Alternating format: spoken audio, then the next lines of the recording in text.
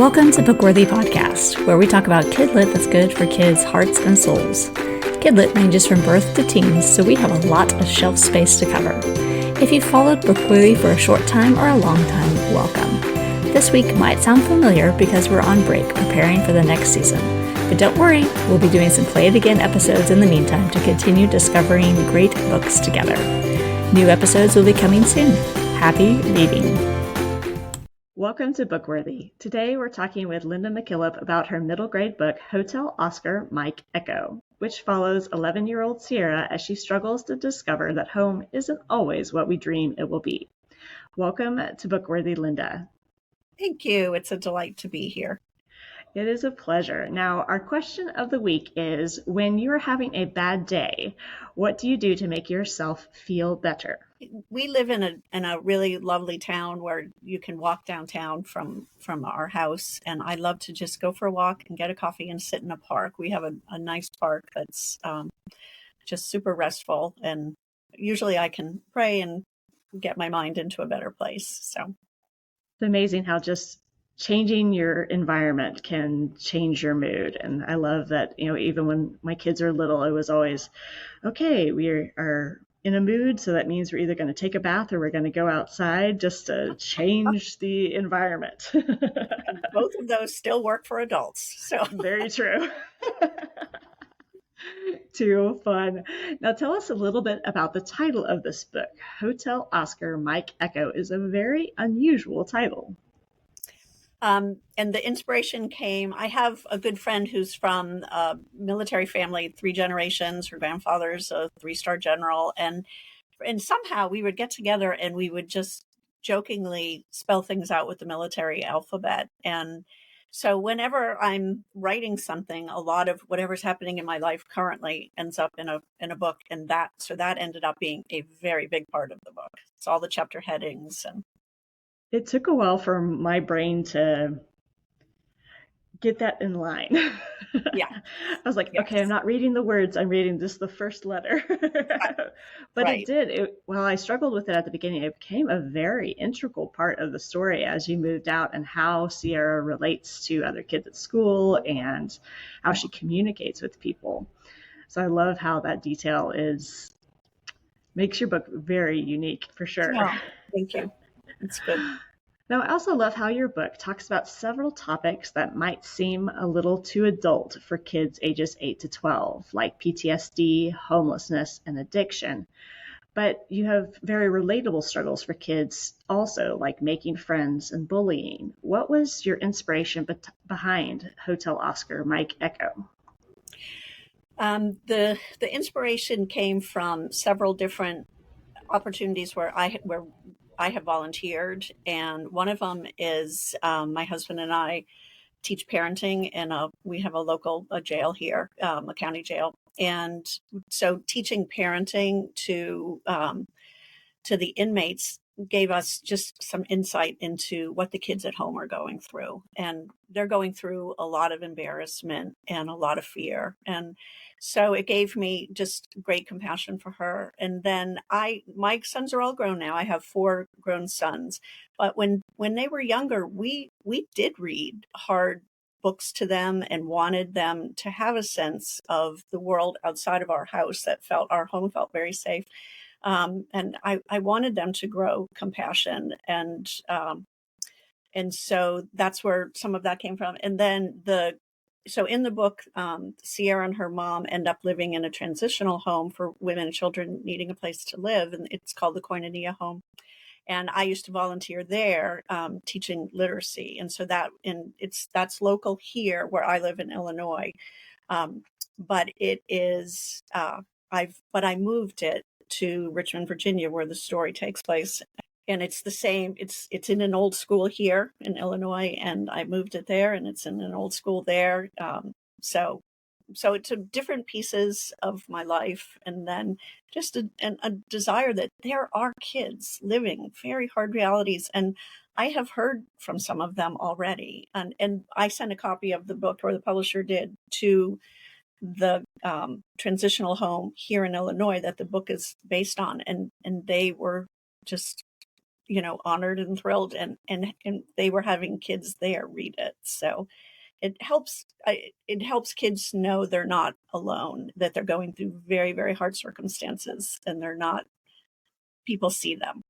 So I love that about the book, that even, like, you deal with these hard topics, but Sierra's need for friendship and acceptance is just so broad. It's about, all of us want acceptance and friends, and to learn to stand up for ourselves, and to be able to know the difference of when to physically jump into a situation or to physically step back. And I love that you're creating a opportunity for people to understand a world that is not expressed very often. With these, warriors coming home, we don't hear a lot about the stories of when they get home and having to deal with PTSD and what their families look like and the struggles that they go through.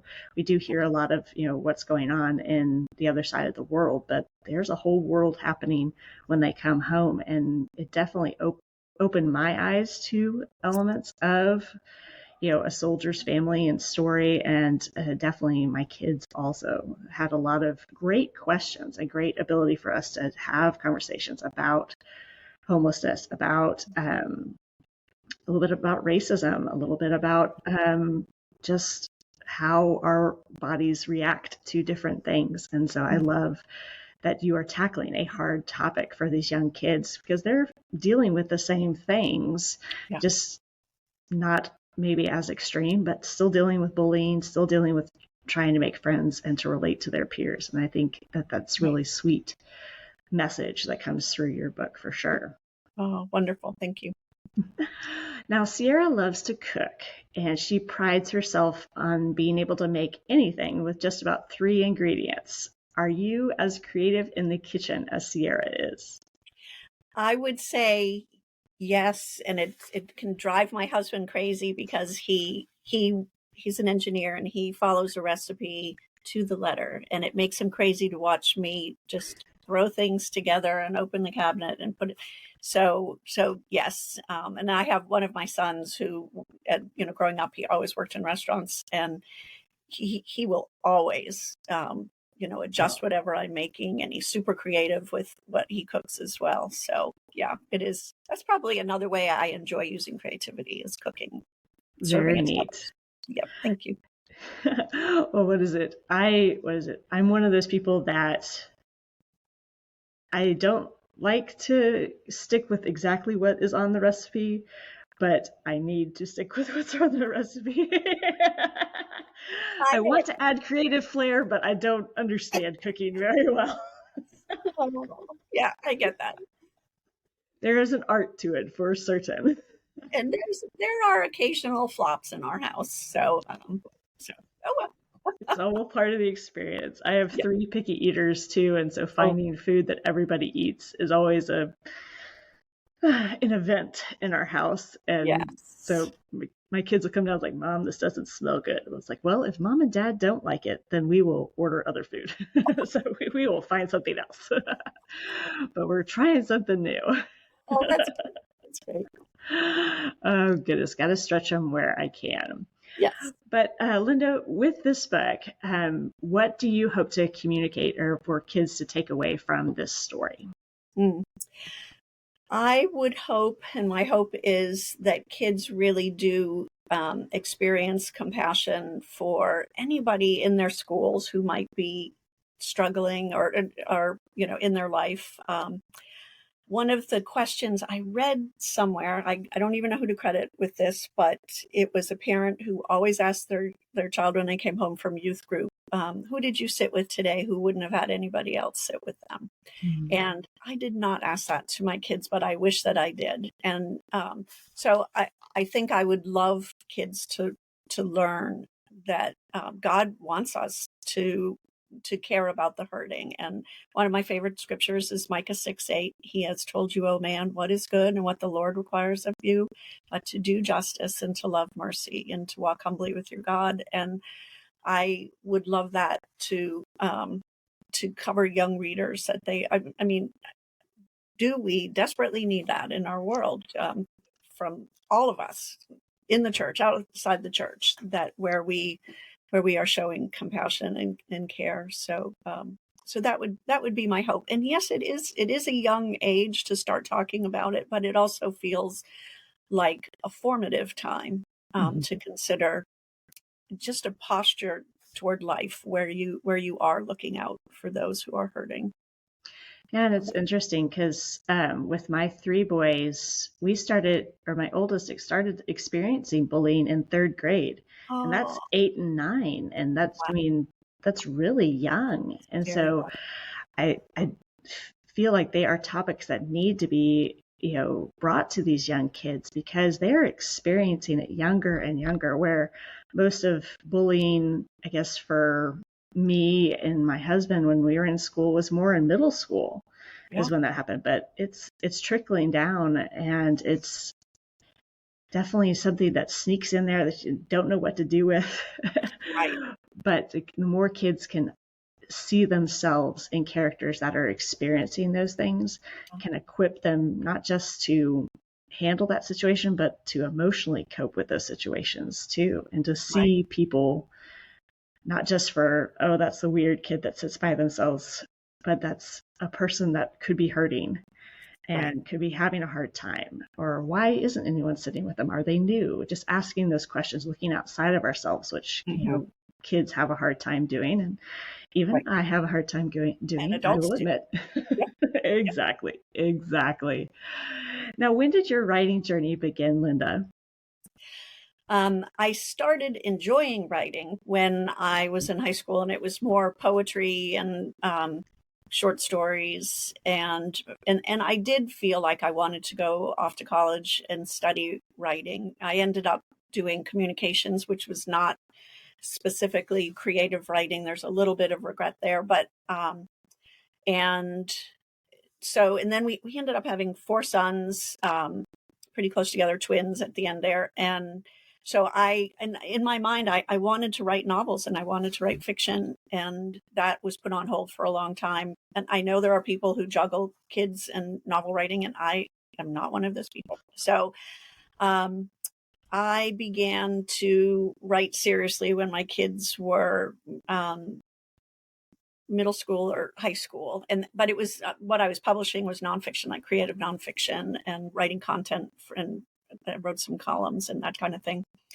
And but they did get picked up, and then I finished a novel for adults, and that was the first book that I wrote to completion, and then Hotel Oscar My Gecko was the second book.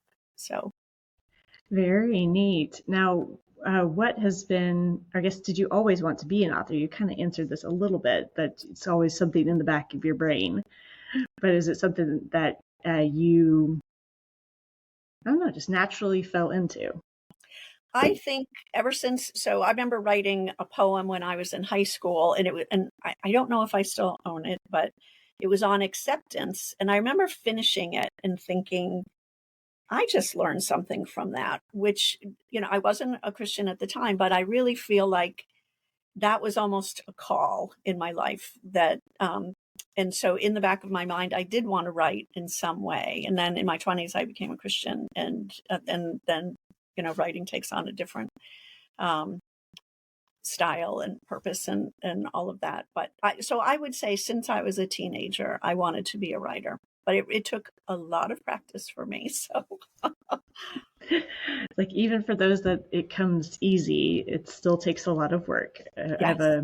My teenage son he wants to write stories, and he just struggles getting things down on a paper. And I was like, look, bud, 10% of it is, getting it on the paper. The 90% is editing. It's like, it doesn't have to be perfect, the first time down. And he struggles with that. Like, no, it has to be perfect. Like, no, just get it down. That's the hardest part. That's great advice for him, because I think that revising part is where there's so many interesting things that come out, can be very fun and creative. And so good advice, Mom. Thanks. Every once in a while, right? Now, did any of your boys head to the military? No, they all went off to college. So my Very dad was in the military. My father-in-law was in the military, more that generation. Gotcha. Okay, then here's the hard question, military question. Okay.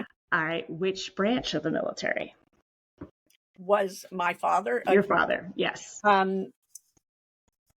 I think both my father and my father-in-law were in the Army, and neither of them, it was during the Korean War, and neither of them went off into battle or anything. They were doing kind of administrative work. So, Very cool. that's a good question. I'll have to go confirm. Well, my family is an Air Force family, and Okay. my husband's family is an Army family. Okay. And when we first got married, there was a big conflict over the way we folded the sheets under our bed. And so it's always this funny ways like, okay, is it the way we do it? Is it Army better to fold, folding sheets, or is it the Air Force way? So it's always fun to kind of see people's reaction to just the different branches, because there's definitely a culture in each. Yes, my father, I just always remember him, like his shoes were perfectly lined up. Like he learned that neatness in the military. Our garage was perfect. And so order. Order, yes. Because if you don't, then you're running another lap. Yes. Yeah. Too fun. Now, Linda, what has been the most impactful book in your life other than the Bible? Yeah, my first answer there would be the Bible, but that's like the Sunday school answer. I have I would say there's a couple of nonfiction books that I have really loved.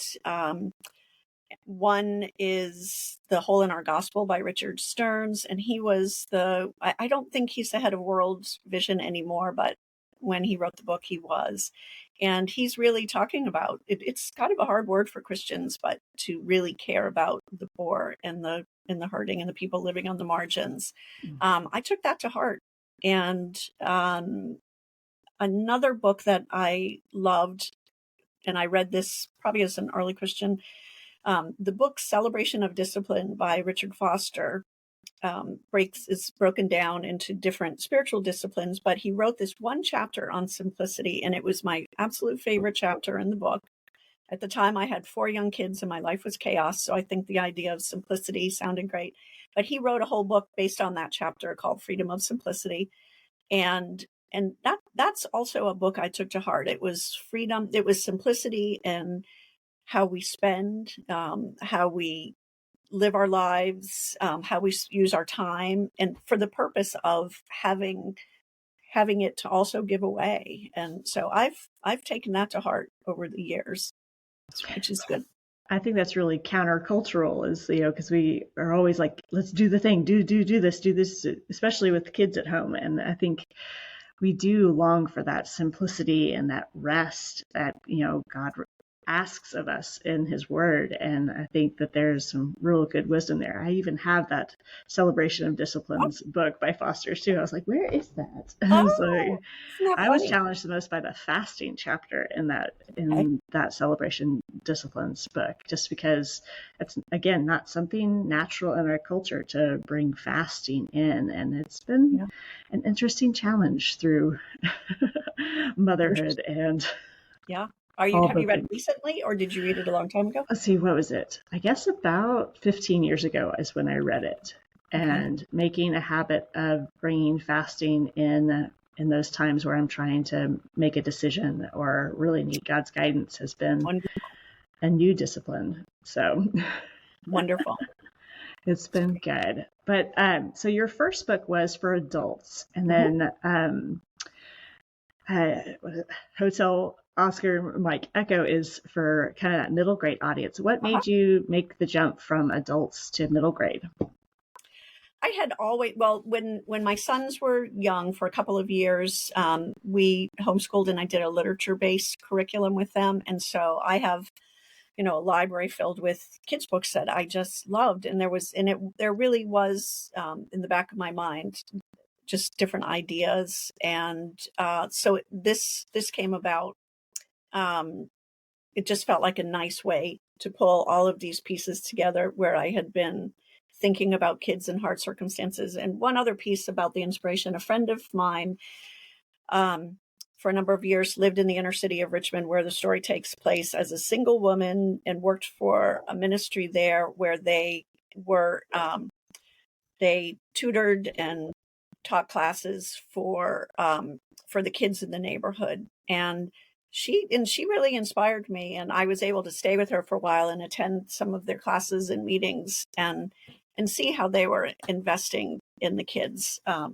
So that just got longer. Was that, does that answer the question? Yes. No, I love I can't remember their names, but the two that run the kimono home. The good ones. Yes, the good ones. I love their heart. And it's like, we can all think of a Goodwin character in our own lives. They're like, they just were home to me, and they, were inspiring and made me feel safe. And I love that just your experiences really fed into creating this home, this ministry, these people. And I really love what you did with the book to really make it accessible for kids in these hard topics, to allow them to see something and to relate to it. Because I think that's kind of the goal of books around middle grade age, is just to help them see beyond themselves. And I love that your book does that. Thank you. Thank you. Now, what can we expect next from you, Linda? I did finish a third novel, and this is back to writing for adults, and it's with my literary agent at the moment. So I'm waiting for that one to be, sent out and hopefully find a home. And then with the way that Hotel Oscar Mike Echo ended, I always wanted to write a follow-up, and I already have some ideas. We will see.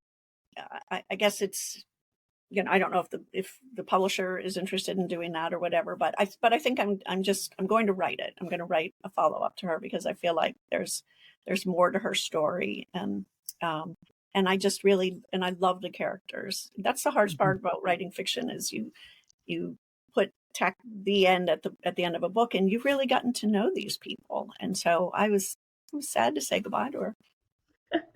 I know, she is such a sweet character, and I love that even in the trials and the hardship she's going through, she has a hope of, I'm going to be on a cooking show one day. And just, there's that hope and that promise that you put throughout the book, just that she's not so focused on her situation to get lost in it, but she just continually has hope for something else. And she does that great with the little boy that she helps with his math and, in his situation. And so I would love to see more about Sierra's story and how just her home develops, which isn't so much a place, but a group of people.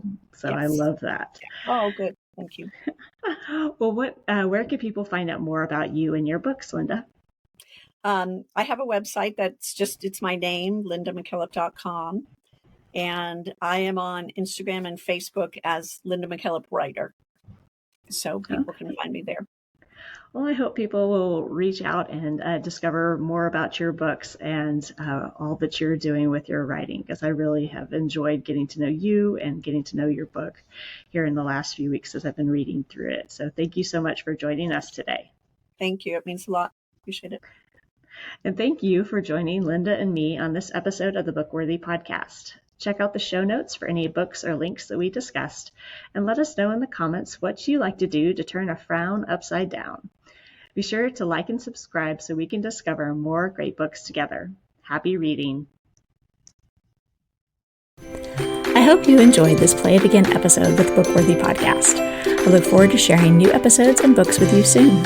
Be sure to join us over on social media at Bookworthy_podcast so you can discover when new episodes are heading your way. Happy reading.